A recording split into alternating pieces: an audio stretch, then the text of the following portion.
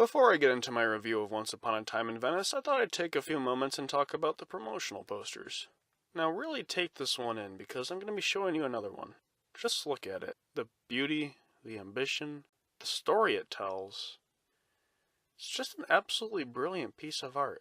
Now take a look at this one. It's for the same film, but it's completely different. Just goes to show you how two different auteur artists can interpret a work so differently. This is why I love filmmaking, you guys.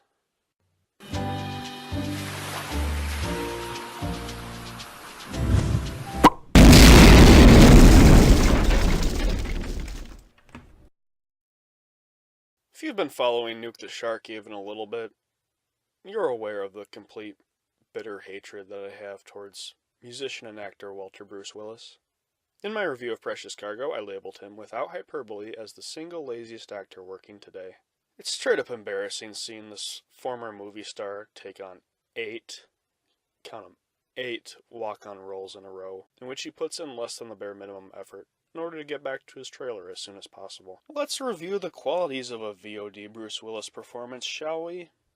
Number 1. Bruce Willis will play a boss villain who gives orders. Alternatively, he may play a good guy who gets kidnapped.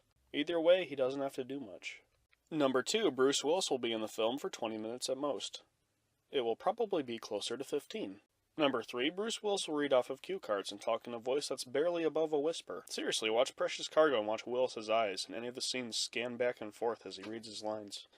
Number 4. Despite being an action star for the better part of his career, Bruce Willis will not do any action scenes.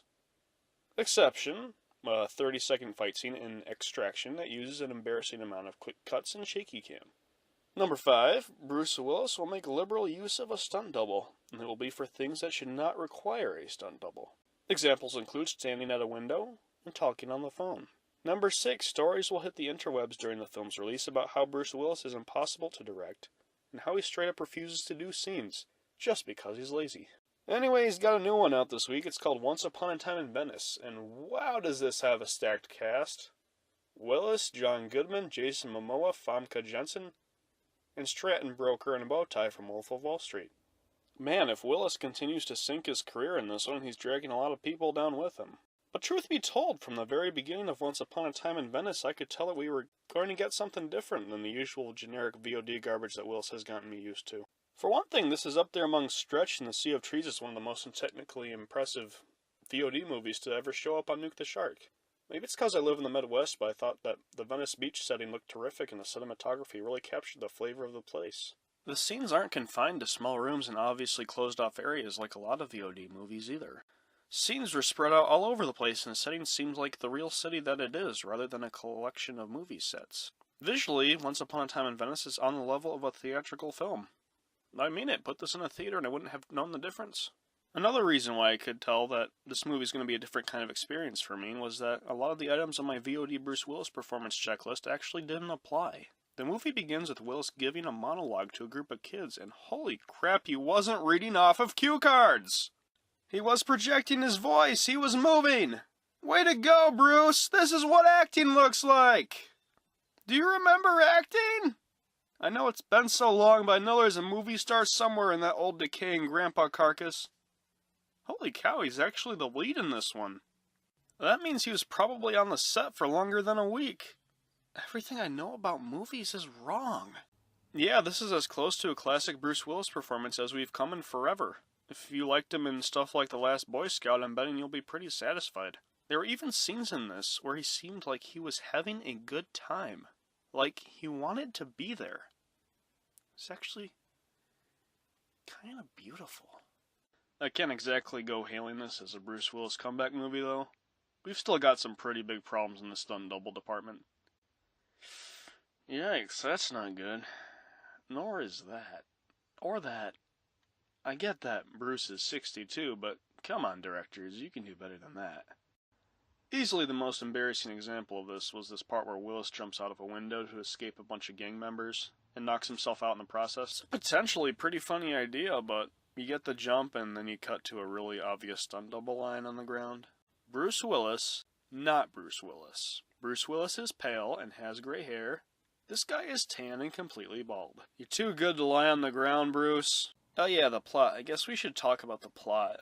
Well, it's sort of a neo-noir type movie that centers around Willis getting his dog back from the Mexican thugs who stole him.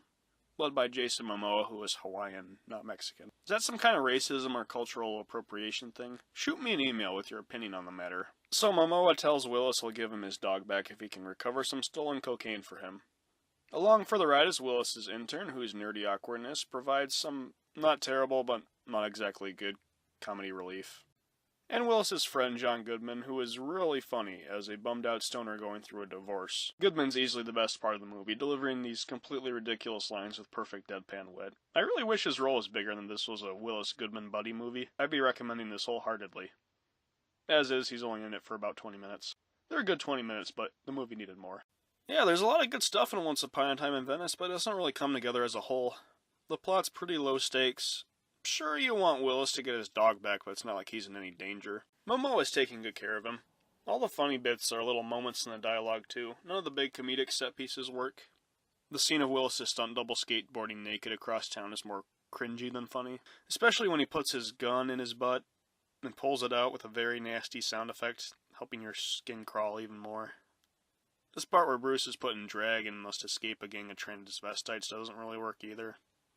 I also think it's too padded. Quite a few scenes go on too long. A lot of characterizations go nowhere too. Why was Famke Jensen in this? She's in it for like 3 minutes. Anyone could have played that part. Hire a cheap no-name. Overall, Once Upon a Time in Venice is getting a 5 out of 10 from me. If it's on the Netflix, I'd say give it a watch. A lot of it doesn't work, but enough does for an okay diversion. I have to admit, I've got some hope for Bruce Willis's career going forward. Never mind, okay.